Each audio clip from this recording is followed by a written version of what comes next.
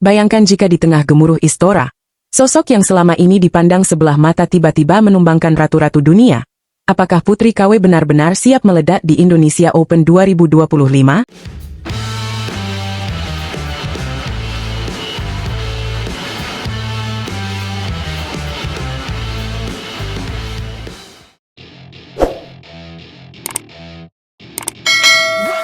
Halo, Sobat Catatan Badminton.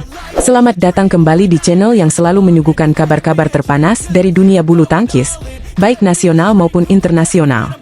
Hari ini, kita akan bahas satu nama yang belakangan ini mulai mencuri perhatian, meski belum sepenuhnya bersinar terang. Yap, siapa lagi kalau bukan Putri Kusumawardhani, atau yang akrab kita kenal sebagai Putri KW. Tapi tunggu dulu, bukan sekadar bahas prestasi. Kali ini kita bakal kupas ambisi tersembunyi Putri KW di ajang paling bergengsi di tanah air, Indonesia Open 2025. Jangan kira Indonesia Open ini turnamen biasa ya. Ini adalah level Super 1000, yang artinya para pemain top dunia dari berbagai negara akan hadir dan bersaing mati-matian di Istora Senayan pada tanggal 3 hingga 8 Juni 2025 nanti.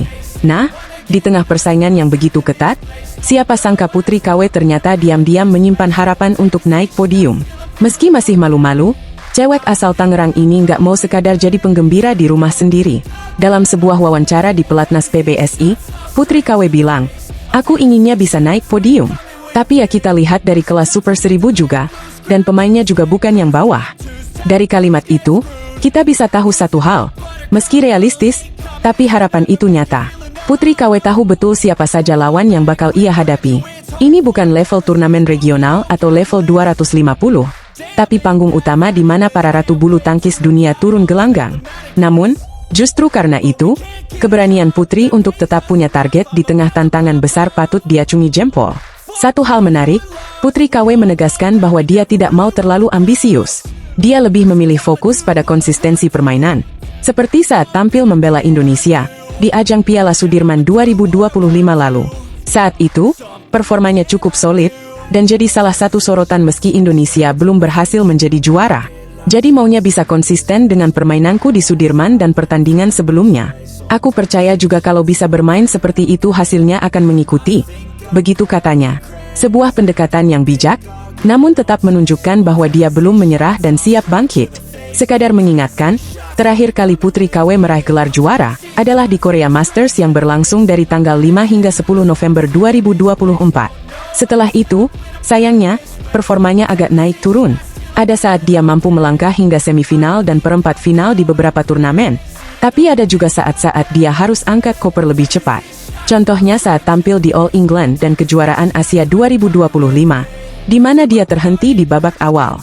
Ini tentu menjadi catatan penting, bahwa Putri KW masih butuh kestabilan performa di level atas. Namun, dalam konteks Indonesia Open 2025, sektor tunggal putri memang bukan menjadi andalan utama. Hal ini ditegaskan langsung oleh Sekretaris Jenderal PBSI, Ricky Soebagja. Ia menyebutkan bahwa PBSI memfokuskan target utama pada dua sektor yaitu ganda putra dan tunggal putra. Keduanya dianggap punya peluang besar berdasarkan performa terkini di ajang-ajang internasional termasuk Piala Sudirman.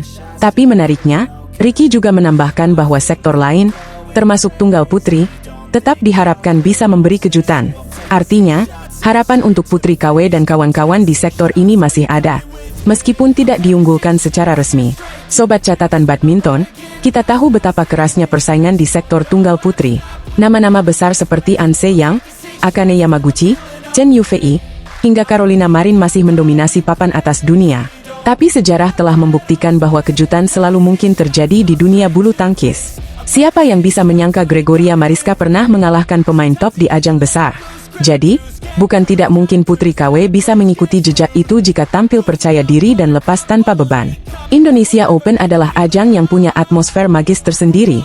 Dukungan penonton Istora yang tak pernah sepi, semangat nasionalisme yang membara, serta status sebagai turnamen kandang bisa menjadi dorongan psikologis ekstra bagi para pemain Indonesia, termasuk Putri KW.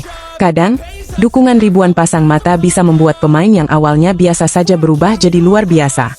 Mungkin ini juga yang diam-diam diharapkan oleh Putri, meledak di kandang sendiri. Yang jelas, meski tidak lantang menyuarakan target, ambisi itu tetap ada. Dan kita sebagai penonton, fans, serta pecinta bulu tangkis tanah air tentu akan selalu mendukung apapun hasilnya nanti. Perjalanan menuju podium memang berat, tapi langkah pertama adalah percaya diri dan berani bermimpi. Putri KW sudah punya itu, tinggal bagaimana dia mengolahnya di lapangan nanti. Nah, gimana menurut kalian, Sobat Catatan Badminton? Apakah Putri KW bisa jadi kuda hitam dan tampil mengejutkan di Indonesia Open 2025 nanti? Atau justru dia masih butuh waktu untuk bisa menembus dominasi pemain-pemain elit dunia? Tulis pendapat kalian di kolom komentar ya. Terima kasih sudah menyimak sampai akhir. Jangan lupa like, share, dan subscribe channel Catatan Badminton untuk terus dapat update paling fresh dari dunia bulu tangkis. Sampai jumpa di video selanjutnya. Tetap dukung bulu tangkis Indonesia, dan semangat terus untuk Putri KW.